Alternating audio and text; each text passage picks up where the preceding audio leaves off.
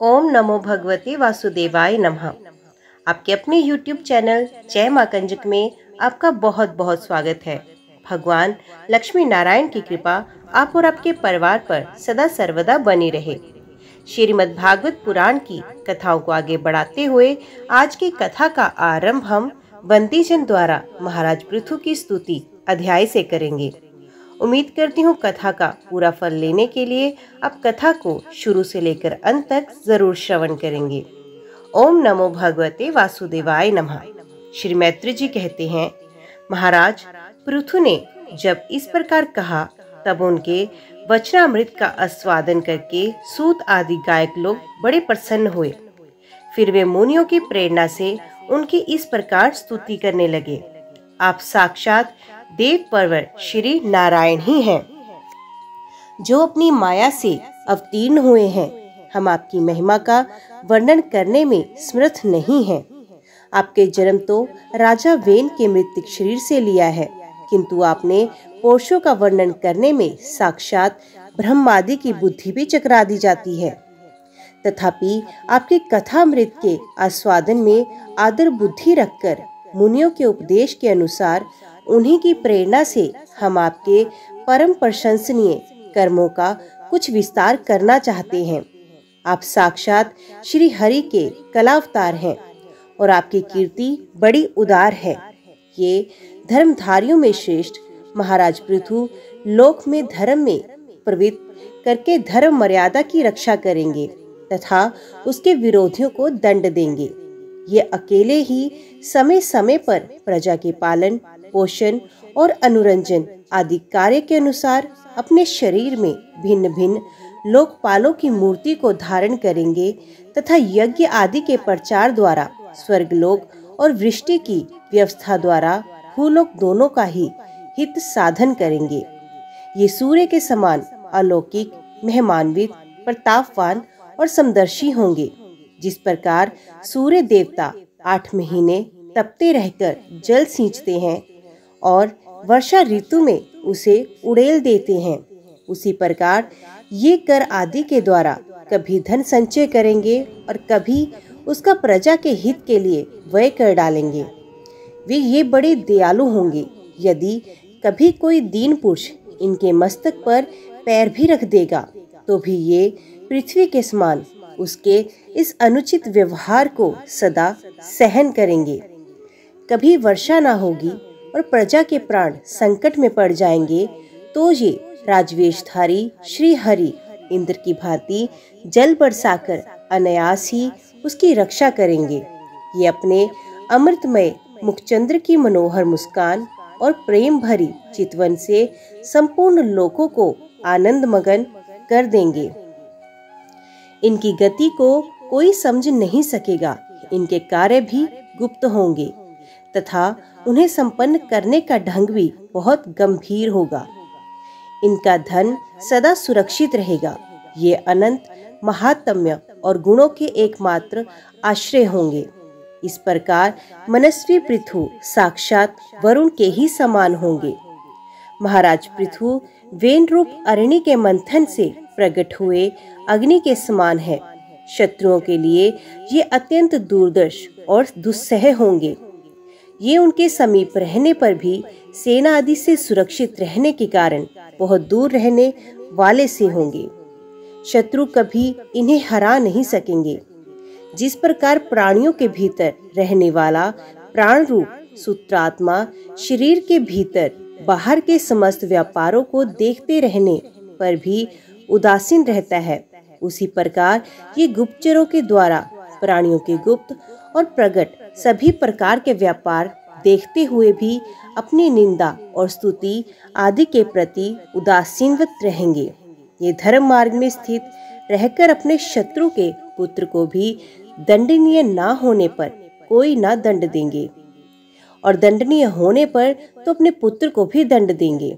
भगवान सूर्य मानसोत्तर पर्वत तक जितने प्रदेश को अपनी किरणों से प्रकाशित करते हैं, उस संपूर्ण क्षेत्र में इनका निष्कंटक राज्य होगा। ये अपने कार्यों से सब लोगों को सुख पहुंचाएंगे, उनका रंजन करेंगे। इससे उन मनोरंजनात्मक व्यापारों के कारण प्रजा इन्हें राजा कहेगी। ये बड़े दृश्य संकल्प, सत्य प्रतीक, ब्राह्मण भक्त, वृद्धों की सेवा करने वाले, शरणागत वत्सल, सब प्राणियों को मान देने वाले और दीनों पर भी दया करने वाले होंगे। ये पर स्त्री में माता के समान भक्ति रखेंगे, पत्नी को अपने आधे अंग के समान मानेंगे, प्रजा पर पिता के समान प्रेम रखेंगे और ब्रह्मवादियों के सेवक होंगे। दूसरे प्राणी इन्हें उतना ही चाहेंगे जितना अपने शरीर को। ये सुहृदों के आनंद को बढ़ाएंगे। ये सर्वदा वैराग्यवान पुरुषों से विशेष प्रेम करेंगे और दुष्टों को दंडपाणी यमराज के समान सदा दंड देने के लिए उद्यत रहेंगे। तीनों गुणों के अधिष्ठाता और निर्विकार साक्षात श्री नारायण ने ही इनके रूप में अपने अंश से अवतार लिया है, जिनमें पंडित लोग अविद्यावश प्रतीत होने वाले इस नानात्व को मिथ्या ही समझते हैं। ये अद्वितीय वीर और एक क्षत्र सम्राट होकर अकेले ही उद्याचल पर्यंत समस्त भूमंडल की रक्षा करेंगे तथा अपने जयशील रथ पर चढ़कर धनुष हाथ में लिए सूर्य के समान सर्वत्र प्रदक्षिणा करेंगे। उस समय जहाँ तहाँ सभी लोकपाल और पृथ्वीपाल इन्हें भेंट समर्पण करेंगे। उनकी स्त्रियां उनका गुणगान करेंगी और इन आदिराज को साक्षात श्री हरि ही समझेंगी। ये प्रजापालक राजाधिराज होकर प्रजा के जीवन निर्वाह के लिए गो रूप धारिणी पृथ्वी का दोहन करेंगे और इंद्र के समान अपने धनुष के कोनों से बातों की बात में पर्वतों को तोड़ फोड़ कर पृथ्वी को समतल कर देंगे। रणभूमि में कोई भी इनका वेग नहीं रह सह सकेगा। जिस समय वे जंगल में पूंछ उठाकर विचरते हुए सिंह के समान अपने आजगव धनुष का टंकार करते हुए भूमंडल में विचरेंगे, उस समय सभी दुष्ट जन इधर उधर छिप जाएंगे। ये सरस्वती के उद्गम स्थान पर 100 अश्वमेध यज्ञ करेंगे। तब अंतिम यज्ञ अनुष्ठान के समय इंद्र इनके घोड़े को हरकर ले जाएंगे। अपने महल के बगीचे में इनकी एक बार भगवान सनंत कुमार से भेंट होगी। अकेले उनकी भक्ति पूर्वक सेवा करके ये उस निर्मल ज्ञान को प्राप्त करेंगे जिससे परब्रह्म की प्राप्ति होती है। इस प्रकार जब इनके पराक्रम जनता के सामने आ जाएंगे, अब ये परम पराक्रमी महाराज जहाँ तहाँ अपने चरित्र की ही चर्चा सुनेंगे। इनकी आज्ञा का विरोध कोई भी नहीं कर सकेगा तथा ये सारी दिशाओं को जीतकर और अपने तेज से प्रजा के क्लेश रूप कांटे को निकालकर संपूर्ण भूमंडल के शासक होंगे। उस समय देवता और असुर भी इनके विपुल प्रभाव का वर्णन करेंगे। इस प्रकार जब वंदी जन ने महाराज पृथु के गुण और कर्मों का बखान करके उनकी प्रशंसा की, तब उन्होंने भी उनकी बड़ाई करके तथा उन्हें मनचाही वस्तुएं देकर संतुष्ट किया। उन्होंने ब्राह्मणादि चारों वर्णों, सेवकों, मंत्रियों, पुरोहितों, पूर्ववासियों, देशवासियों, भिन्न भिन्न व्यवसायियों तथा अन्य अज्ञानवर्तियों का भी सत्कार किया। विदुर जी ने पूछा, ब्राह्मण, पृथ्वी तो अनेक रूप धारण कर सकती है, उसने गौ का रूप ही क्यों धारण किया? और जब महाराज पृथु ने उसे दूहा तब बछड़ा कौन बना और दूहने का पात्र क्या हुआ? पृथ्वी देवी तो पहले स्वभाव से ही ऊंची नीची थी, उसे उन्होंने समतल किस प्रकार किया? और इंद्र इनके यज्ञ संबंधी घोड़े क्यों हर ले गया? ब्रह्मज्ञानियों में श्रेष्ठ भगवान सनंत कुमार जी से ज्ञान और विज्ञान प्राप्त करके विराश्री किस गति को प्राप्त हुए? पृथु रूप में सर्वेश्वर भगवान श्री कृष्ण ने ही अवतार ग्रहण किया था। अतः पुण्य कीर्ति श्री हरि के उस पृथु अवतार से संबंध रखने वाले जो और भी पवित्र चरित्र हों, वे सभी आप मुझसे कहिए। मैं आपका और श्री कृष्णचंद्र का बड़ा अनुरक्त भक्त हूँ। श्री सूत जी कहते हैं, जब विदुर जी ने भगवान वासुदेव की कथा कहने के लिए इस प्रकार प्रेरणा की, तब श्री मैत्र जी प्रसन्नचित्त से उनकी प्रशंसा करते हुए कहने लगे, विदुर जी, ब्राह्मणों ने महाराज पृथु का राज्याभिषेक करके उन्हें प्रजा का रक्षक घोषित किया इन दिनों पृथ्वी अन्नहीन हो गई थी, इसलिए भूख के कारण प्रजाजनों के शरीर सूखकर कांटे हो गए। राजन, जिस प्रकार कोटर में सुलगती हुई आग से पेड़ जल जाते हैं, उसी प्रकार हम पेट की भीषण ज्वाला से जले जा रहे हैं। आप शरणागतों की रक्षा करने वाले हैं और हमारे अन्नदाता प्रभु बनाए गए हैं, इसलिए हम आपकी शरण में आए हैं। आप समस्त लोगों की रक्षा करने वाले हैं, आप ही हमारी जीविका के भी स्वामी हैं। अतः राजराजेश्वर, आप हम क्षुधा पीड़ितों को शीघ्र ही अन्न देने का प्रबंध कीजिए। ऐसा ना हो कि अन्न मिलने से पहले ही हमारा अंत हो जाए। श्री मित्र जी कहते हैं, कुरुवर, प्रजा का करुण क्रंदन सुनकर महाराज पृथु बहुत देर तक विचार करते रहे। अंत में उन्हें अन्नाभाव का कारण मालूम हुआ। पृथ्वी ने स्वयं ही अन्न एवं औषधि को अपने भीतर छिपा लिया था। अपनी बुद्धि से इस बात का निश्चय कर उन्होंने अपना धनुष उठाया और त्रिपुर विनाशक भगवान शंकर के समान अत्यंत क्रोधित होकर पृथ्वी को लक्ष्य बनाकर बाण चढ़ाया। उन्हें शस्त्र उठाए देख पृथ्वी कांप उठी और जिस प्रकार व्याध के पीछा करने पर हरिणी भागती है, उसी प्रकार वे डरकर गौ का रूप धारण करके भागने लगी। ये देखकर महाराजा पृथु की आंखें क्रोध से लाल हो गई। वे जहां तहां पृथ्वी गई, वहां वहां धनुष पर बाण चढ़ाए उसके पीछे लगे रहे। दिशा विदिशा, स्वर्ग, पृथ्वी और अंतरिक्ष में जहां जहां भी वे दौड़कर जाती, वहीं उसे महाराज पृथु हथियार उठाए अपने पीछे दिखाई देते।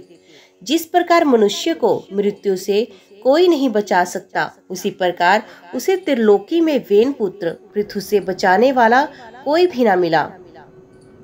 तब वे अत्यंत भयभीत होकर दुखित चित्त से पीछे की ओर लौटी और महाभाग पृथु जी से कहने लगी, धर्म के तत्व को जानने वाले शरणागत वत्सल राजन, आप तो सभी प्राणियों की रक्षा करने में तत्पर हैं। आप मेरी भी रक्षा करें। मैं अत्यंत दीन और निरपराध हूँ।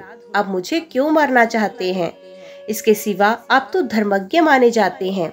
फिर मुझ स्त्री का वध आप कैसे कर सकेंगे? स्त्रियां कोई अपराध करे तो साधारण जीव भी उन पर हाथ नहीं उठाते। फिर आप जैसे करुणामय और दीन वत्सल तो ऐसा कर ही कैसे सकते हैं? मैं तो सुदृढ़ नौका के समान हूँ। सारा जगत मेरे ही आधार पर स्थित है। मुझे तोड़कर आप अपने आप को और अपनी प्रजा को जल के ऊपर कैसे रखेंगे? महाराज पृथु ने कहा, पृथ्वी, तू मेरी आज्ञा का उल्लंघन करने वाली है। तू यज्ञ में देवता रूप से भाग लेती है, किंतु उसके बदले में हमें अन्न नहीं देती। इसलिए आज मैं तुझे मार डालूंगा। तू जो प्रतिदिन हरी हरी घास खा जाती है और अपने थन का दूध नहीं देती, ऐसी दुष्टता करने पर तुझे दंड देना अनुचित नहीं कहा जा सकता। तू ना समझ है, तूने पूर्व काल में ब्रह्मा जी के उत्पन्न किए हुए अन्न आदि बीजों को अपने में लीन कर लिया और अब मेरी भी परवाह ना करके उन्हें अपने गर्भ से निकाल नहीं रही। अब मैं अपने बाणों से तुझे छिन्न भिन्न कर तेरे मैदे से इन क्षुधाधुर और दीन प्रजाजनों का करुण क्रंदन शांत करूंगा। जो दुष्ट अपना ही पोषण करने वाला तथा अन्य प्राणियों के प्रति निर्दयी हो, वे पुरुष, स्त्री अथवा नपुंसक कोई भी हो, उसे मारना राजाओं के लिए ना मारने के ही समान है। तू बड़ी गर्वीली और मदोमंता है। इस समय माया से ही ये गो का रूप बनाए हुए है। मैं बाणों से तेरे टुकड़े टुकड़े करके अपने योग बल से प्रजा को धारण करूंगा। इस समय पृथु काल की भांति क्रोधमयी मूर्ति धारण किए हुए थे। उनके ये शब्द सुनकर धरती कांपने लगी और उसने अत्यंत विनीत भाव से हाथ जोड़कर कहा, आप साक्षात परम पुरुष हैं तथा अपनी माया से अनेक प्रकार के शरीर धारण कर गुणमय जान पड़ते हैं। वास्तव में आत्मानुभव के द्वारा आप अधिभूत, अध्यात्म और अधिदेव संबंधी अभिमान और उससे उत्पन्न हुए राग, द्वेष आदि से सर्वथा रहित हैं। मैं आपको बार बार नमस्कार करती हूँ। आप संपूर्ण जगत के विधाता हैं। आपने ही ये त्रिगुणात्मक सृष्टि रची है और मुझे समस्त जीवों का आश्रय बनाया है। आप सर्वथा स्वतंत्र हैं। प्रभु, अब आप ही अस्त्र शस्त्र लेकर मुझे मारने को तैयार हो गए, तब मैं किसकी शरण में जाऊं? कल्प के आरंभ में आपने अपने आश्रित रहने वाले अनविचर्या माया से ही इस चराचर जगत की रचना की थी और उस माया के ही द्वारा आप इसका पालन करने के लिए तैयार हुए हैं। आप धर्मपरायण हैं, फिर भी मुझ गोरूप धारिणी को किस प्रकार मारना चाहते हैं? आप एक होकर भी मायावश अनेक रूप जान पड़ते हैं तथा आपने स्वयं ब्रह्मा को रचकर उनसे विश्व की रचना कराई। आप साक्षात सर्वेश्वर हैं। आपकी लीलाओं को अजितेंद्र लोग कैसे जान सकते हैं? उनकी बुद्धि तो आपकी दुर्जय माया से विक्षिप्त हो रही है।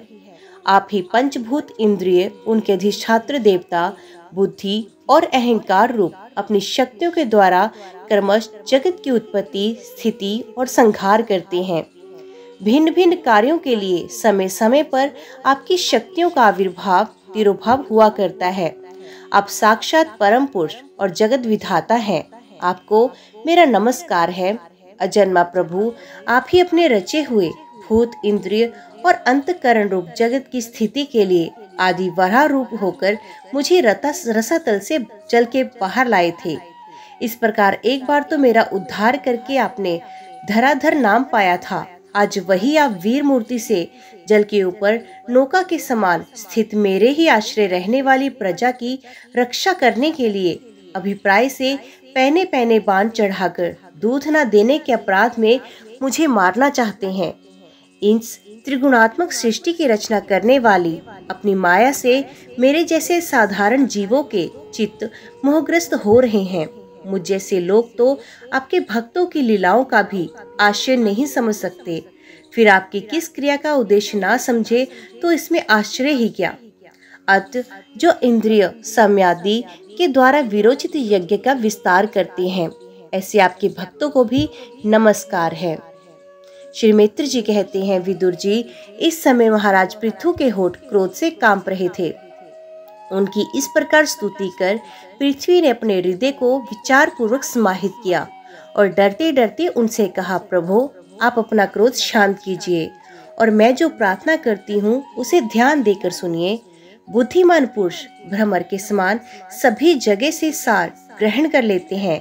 तत्वदर्शी मुनियों ने इस लोक और परलोक में मनुष्यों का कल्याण करने के लिए कृषि, अग्निहोत्र आदि बहुत से उपाय निकाले और काम में लिए हैं।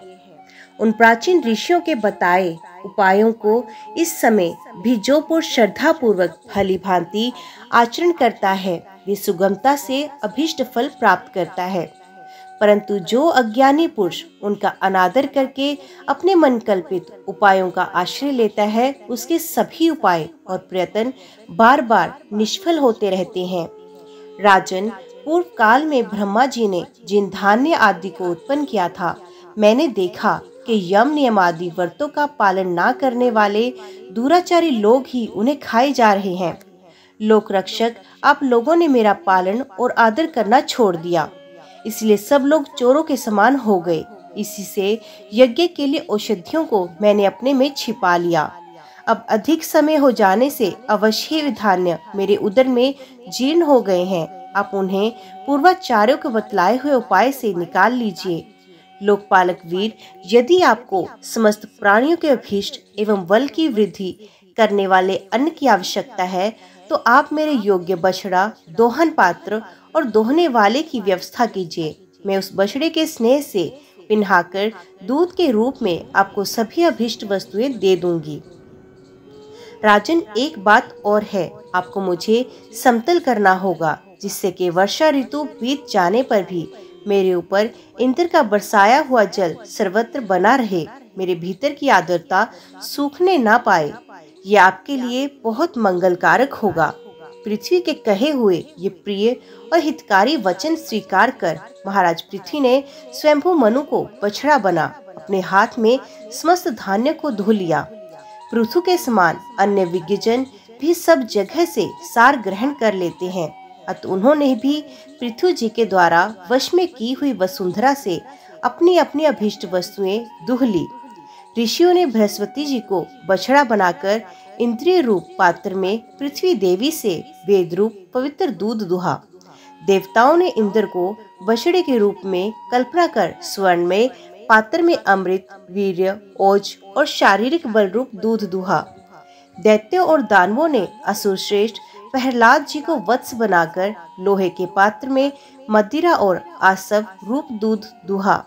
गंधर्व और अप्सराओं ने विश्वावसु को बछड़ा बनाकर कमल रूप पात्र में संगीत, माधुर्य और सौंदर्य रूप दूध दुहा। श्राद्ध के अधिष्ठाता महाभाग पितृगण ने अरिमा नाम के पितृश्वर को वत्स बनाया तथा मिट्टी के कच्चे पात्र में श्रद्धा पूर्वक कव्य रूप दूध दुहा। फिर कपिल देव जी को बछड़ा बनाकर आकाश मात्र आकाश रूप पात्र में सिद्धों ने अणिमादि अष्ट सिद्धि तथा विद्याधरों ने आकाश मगन आदि विद्याओं को दुहा। केम पुरुष आदि अन्य मायावियों ने मैं दानव को बछड़ा बनाया तथा अंतर ध्यान होना, विचित्र रूप धारण कर लेना आदि संकल्पमयी मायाओं को दुग्ध रूप से दुहा। इसी प्रकार यक्ष, राक्षस तथा भूत पिशाच आदि मांसाहारियों ने भूतनाथ रुद्र को बछड़ा बनाकर कपाल रूप पात्र में रुधिरारस रूप दूध दुहा। बिना फन वाले सांप, फन वाले सांप, नाग और बिच्छू आदि विषैले जंतुओं ने तक्षक को बछड़ा बनाकर मुख रूप पात्र में विष रूप दूध दुहा। पशुओं ने भगवान रुद्र के वाहन बैल को वत्स बनाकर वन रूप पात्र में तृण रूप दूध दुहा। बड़ी बड़ी दाढ़ों वाले मांस भक्षी जीवों ने सिंह रूप बछड़े को द्वारा अपने शरीर रूप पात्र में कच्चा मांस रूप दूध दुहा तथा गरुड़ जी को वत्स बनाकर पक्षियों ने कीट पतंगादि चर और फलादि अचर पदार्थों को दुग्ध रूप से दुहा। वृक्षों ने वट को वत्स बनाकर अनेक प्रकार का रस रूप दूध दुहा और पर्वतों ने हिमालय रूप बछड़े के द्वारा अपने शिखर रूप पात्रों में अनेक प्रकार की धातुओं को दुहा। पृथ्वी तो सभी अभिष्ट वस्तुओं को देने वाली है और इस समय वे पृथ्वी जी के अधीन थी। अत उससे सभी ने अपनी अपनी जाति के मुखिया को बछड़ा बनाकर अलग अलग पात्रों में भिन्न भिन्न प्रकार के पदार्थों को दूध के रूप में दूह लिया। कुरुश्रेष्ठ विदुर जी इस प्रकार पृथु आदि सभी अन्न भोजियों ने भिन्न भिन्न दोहन पात्र और वत्सों के द्वारा अपने अपने विभिन्न अन्न रूप दूध पृथ्वी से दोह लिए। इससे महाराज पृथु ऐसे प्रसन्न हुए कि सर्व काम दुहा पृथ्वी के प्रति उनका पुत्री के समान स्नेह हो गया और उसे उन्होंने अपनी कन्या के रूप में स्वीकार किया। फिर राजा धीराज पृथु ने अपने धनुष की नोक से पर्वतों को फोड़कर इस सारे भूमंडल को प्राय समतल कर दिया। वे पिता के समान अपनी प्रजा के पालन पोषण की व्यवस्था में लगे हुए थे। उन्होंने इस समतल भूमि में प्रजा वर्ग के लिए जहाँ तहाँ यथा योग्य निवास स्थानों का विभाग किया। अनेकों गांव, कस्बे, नगर, दुर्ग, अहीरों की बस्ती, पशुओं के रहने के स्थान, शावनिया, खाने, किसानों के गांव और पहाड़ों की तलवटी के गांव बसाए। महाराज पृथु से पहले इस पृथ्वी तल पर पूर्वग्रम आदि का विभाग नहीं था। सब लोग अपने अपने सुविधाओं के अनुसार बेटे जहाँ तहाँ बस जाते थे। ओम नमो भगवते वासुदेवाय नमः। आज की वीडियो में इतना ही। उम्मीद करती हूँ वीडियो आपको पसंद आई होगी। वीडियो पसंद आई हो तो वीडियो को लाइक और चैनल को सब्सक्राइब जरूर कीजिएगा। जय श्री कृष्णा लिखकर अपनी कमेंट बॉक्स में हाजिरी और अपने सुझाव देना ना भूलिएगा। तो मिलते हैं अगले अध्याय के साथ। तब तक के लिए देखते व सुनते रहिए। जय मां कंजक, जय माता दी।